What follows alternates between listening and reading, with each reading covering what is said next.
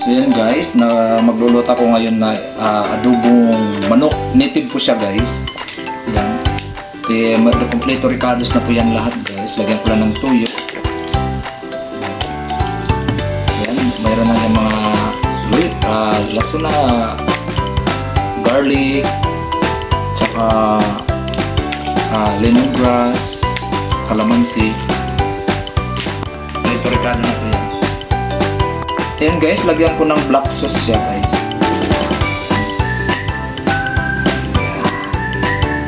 Ayan guys, mix muna natin guys.